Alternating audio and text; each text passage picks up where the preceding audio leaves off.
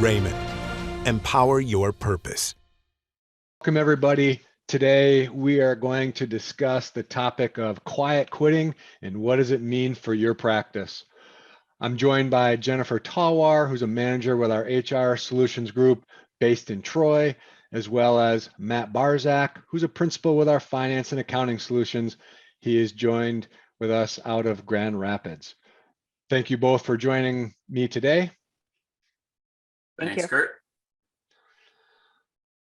Jennifer, I'd like to start with you. And can you give the group just a thought or a definition of what quiet quitting means and the effect that this can have on healthcare practices? Sure, Kurt. Disengaged employees isn't necessarily a new phenomena. Currently, there might be up to 50% of workers that are considered quiet quitters.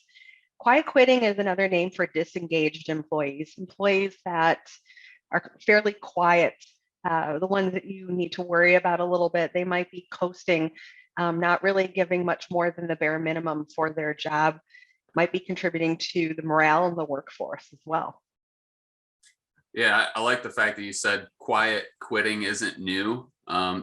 This term has been around for a while, but it's really just come to the forefront recently due to significant inflation, drastic changes to the workforce environment.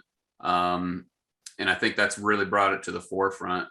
Just last week, I met with a client. We're sitting there having a conversation, and he says, Matt, I'm sorry, I'm a little bit on edge today. I just had 2 staff not show up this morning. Come to find out, they go to a practice down the road. They're making, $1 to $2 an hour more. But we've had how many conversations? It's countless over the last year or two, exactly like that. You fill in the blank with names and your own variation, but it's just been crazy over the last year or two.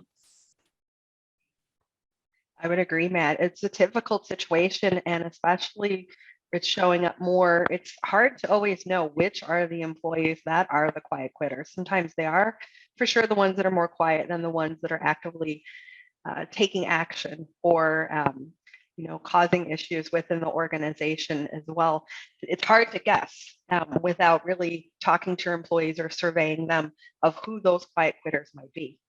Hence the term quiet quitting, right? Yeah.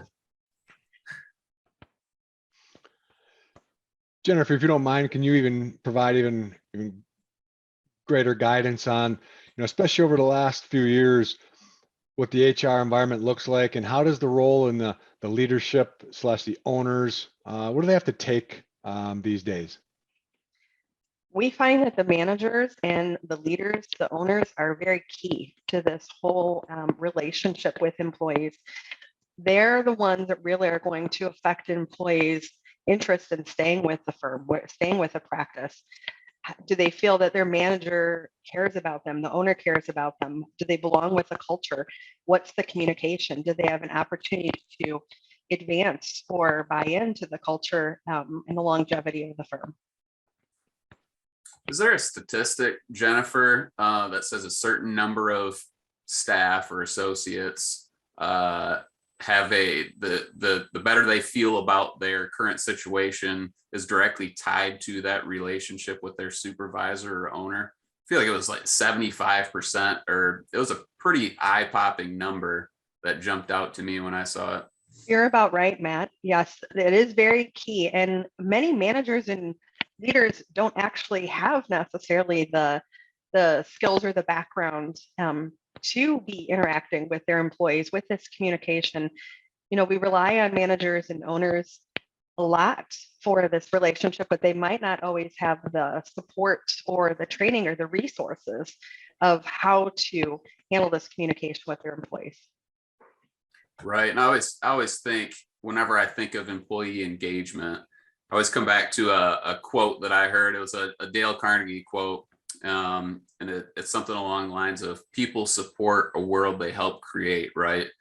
And that concept pops into my head, and I say, okay, well, how do we create an environment that encourages open feedback and values everyone's ideas?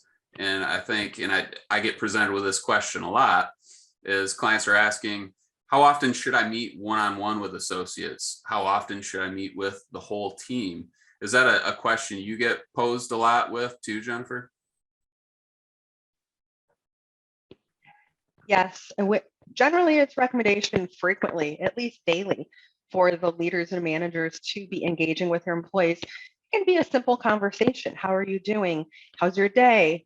How's your kid's soccer game? Type of thing like that. So it really can be key for the frequent interaction. Jennifer, what do you suggest, if a leader or an owner of the business just doesn't have some of the skills, what can they do? That's a good question, Kurt. We had a client that, as a case study, they noticed that they were having low engagement, high turnover issues, and they surveyed their staff to determine what were some of the solutions, what were some of the issues. And the leadership found that really it was key to be increasing that communication, the meetings with the managers, training for the managers. They were able to, through these resources, identifying the training and the engagement, they were able to increase their engaged population to over 8% year over year. So really what it comes down to is, human resources from a business owner perspective is just like many other aspects of other important areas of their business. And if they don't have the key experiences or maybe the right mentality or tools themselves, seek out a professional like they do in many other aspects on how to run their business. You see the direct correlation there too, between, so that earlier, I'm a numbers guy, so I love the statistics, the percentages. We mentioned that percentage earlier of 75% of staff want to have a direct relationship with their supervisor, right?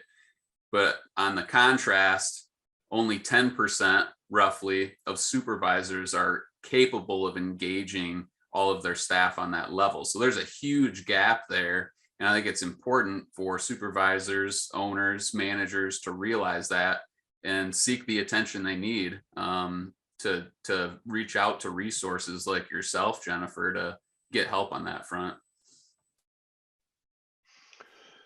The way I look at it is, I think with this dialogue here, we have people thirsting for a little bit of information. Hey, what's the best thing? What can I do?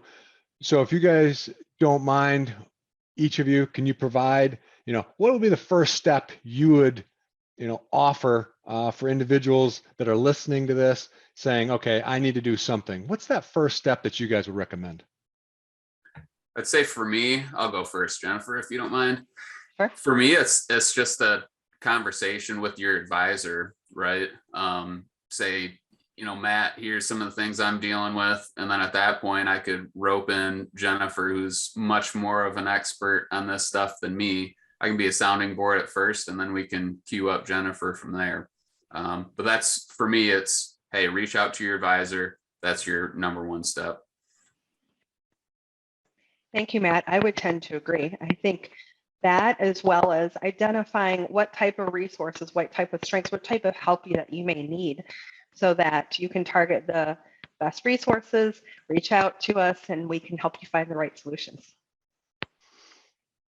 So if I hear you both, really what it comes down to is, as a business owner, as a practice owner, first, you have to look around you, open your eyes and ears to see what is going on around you.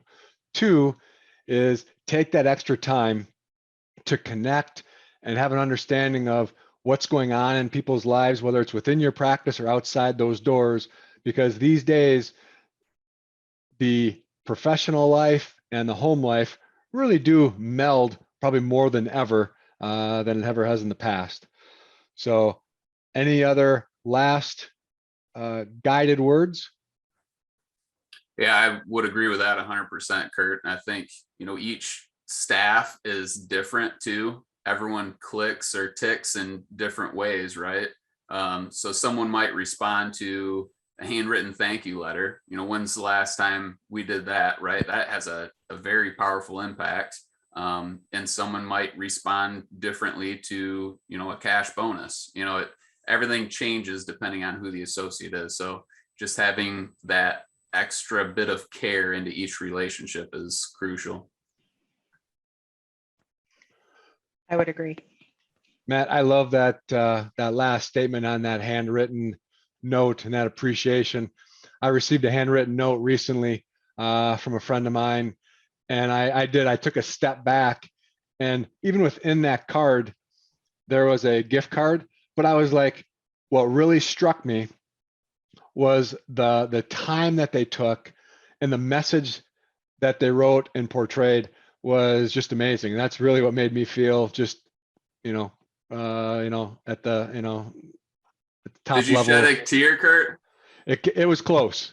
It was close. I took a step back and actually reflected, because like you brought it up, it's been a long time since I've wrote a handwritten note.